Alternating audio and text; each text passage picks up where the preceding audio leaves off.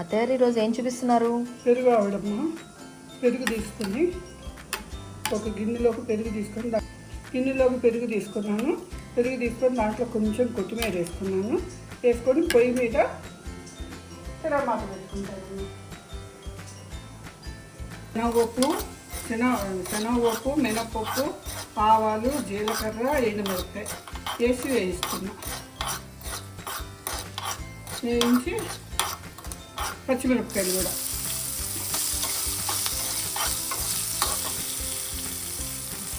కరివేపాకు బాగా వేయాలి.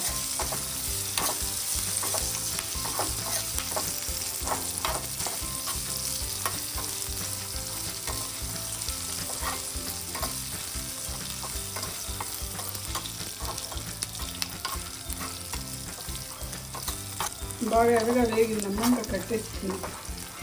ఉప్పు, వంట పసుపు,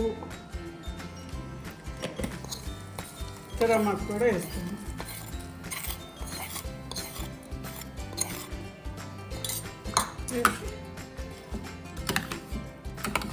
కలిపేసి కొంచెం పలచగా నీళ్ళు పోసుకుందాం.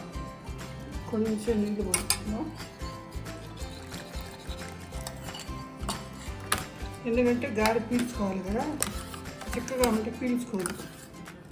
అది ఇట్లా ఇంత పలుచగా సరిపోతుంది. ఇప్పుడు గారెలండి దీంట్లో వేద్దాం. ఆళ్ళు వేస్తున్నానమ్మా. ఆళ్ళకి గారె చేతి మీదే ఒట్టేసుకోవచ్చు. మనకి వచ్చిన వాళ్ళు అయితే, రాని వాళ్ళు గరిటెల మీద, కాగితం మీద ఒత్తుకోవచ్చు.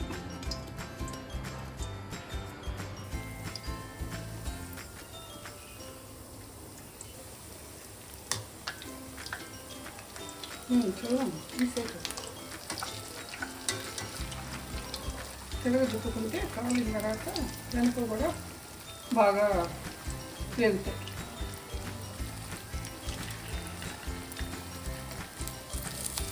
కలర్ వస్తే చాలా ఆవిడకి ఎక్కువగా వేగితే గట్టి వస్తాయి.